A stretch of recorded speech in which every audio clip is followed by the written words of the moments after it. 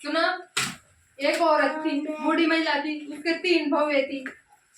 तीनों में से एक बड़ी वाली बहू है ना, वो अनपढ़ थी, वो पढ़ी लिखी नहीं थी, और 2 छोटी वाली बहुएं वो पढ़ी हुई थी। तो अपने आप को बहुत चतुर मानती थी। वो मानती थी कि इसको कुछ नहीं आता। अनपढ़ बहू को वो बिल्कुल नीचे गिरा हुआ मानती थी। तो उसकी बूढ़ी सास ने उन तीनों बहुओं को बुलाया और ऐसे बोला कि मैं तुम तीनों में से किसी को घर की पूरी चाबियां दूंगी, तो मैं उसी बहू को चाबियां दूंगी जो मेरे प्रति वफादार होगी। तो उसने 3 थैले लिए उसने तीनों बहुओं को एक एक थैला दे दिया। तो उसने उन बहुओं को बोला कि इसमें जो भी मेरे लिए ताजे व अच्छे फल सब्जियां लेके आएगा ना, तो उनमें से मैं डिसाइड करूंगी कि मैं किसको चाबियां दूं। तो तीनों बहुओं को एक एक थैला संभला दिया। तो तीनों बहू बाजार में चली गई। बड़ी बड़ी बहू अनपढ़ थी हो, तो उसने सोचा कि मैं मेरी सास के लिए अच्छे अच्छे फल, अच्छी अच्छी सब्जियां ताजा ताजा लूं, जिससे उनकी सेहत अच्छी बने। फिर दूसरी वाली बहू ने सोचा कि मेरी सास कौन सा थैला पूरा खोल के देखेगी। तो उसने सोचा कि नीचे तो सड़े गले फल भर देती हूँ मैं, और ऊपर अच्छे अच्छे। तो उसने नीचे सड़े हुए खराब फल वो भर दिए, और उसका थैला भी भारी हो गया। खराब फल भरे नीचे, थैला तो उसने पूरा भरा, और नीचे क्या थे, खराब और सड़े हुए फल, और ऊपर अच्छे फल। 3-4 फल उसने ऊपर अच्छे रख दिए और अच्छी सब्जियां रख दी।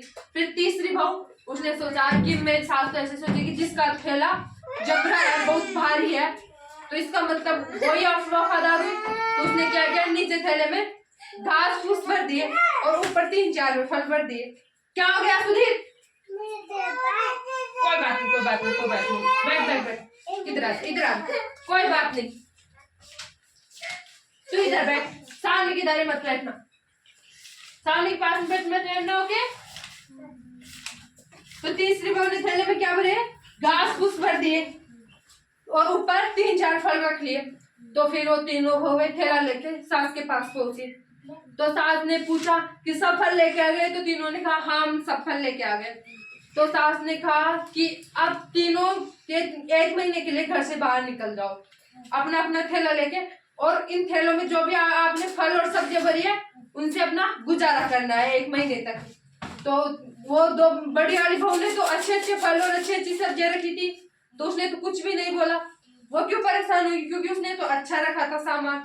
और वो 2 परेशान हो गई और वो अपने सास के हाथ पैर जोड़ने लगी कि हम बाहर नहीं जाएंगे, हमने तो खराब फल भरे हैं, हमने घास फूस भरी है। तो फिर वफादार कौन हुई? बड़ी वाली अनपढ़ बहू हुई ना। तो सास बोली कि ये भले ही अनपढ़ है, पर इसे मेरी सेहत की चिंता है, और इसने अच्छे अच्छे फल व सब्जियां भरी। और छोटी बहू को क्या चाहिए थी? छोटी बहू लालची थी, उन्हें क्या चाहिए थी? सिर्फ चाबियां चाहिए थी तिजोरी की, और कुछ भी कीमती सामान तो उसकी चाबियां चाहिए थी ना। तो इससे हमें क्या शिक्षा मिलती है? क्या शिक्षा मिलती है कि हमें किसी भी जगह किसी भी अनपढ़ या किसी भी कमजोर इंसान को हमें बुरा नहीं ठहराना चाहिए कि वो हमसे ज्यादा अच्छा नहीं कर सकता या वो हमसे कमजोर है। तो हमें इससे यह, और किसी भी चीज के लिए हमें लालच नहीं रखनी चाहिए। और अनपढ़ से कुछ नहीं होता, काम लिया जाता अपनी बुद्धि से व अपनी चतुराई से। तो कई बच्चे होते हैं वो अपने आप को अपने मन में होशियार समझते हैं कि मैं तो पढ़ाई में ऐसा हूँ ऐसा हूँ, और कोई बच्चे जो बोलता नहीं है तो उसे ऐसे समझते हैं कि यह तो बिल्कुल कमजोर है, पढ़ाई नहीं करता। तो इसलिए किसी भी बच्चे के प्रति बुरा व्यवहार नहीं किया जाना चाहिए। तो आप किसी भी बच्चे को अपने से हीन नहीं समझोगे ना,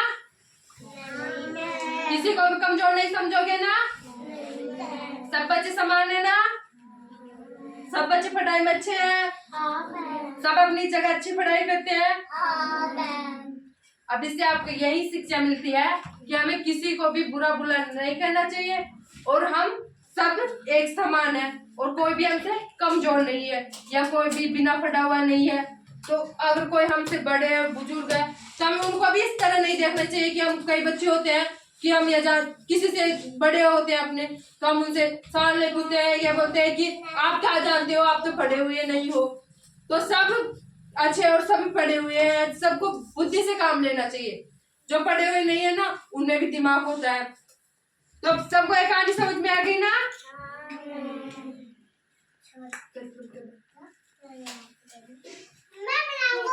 क्या बनाएगा तू? बना।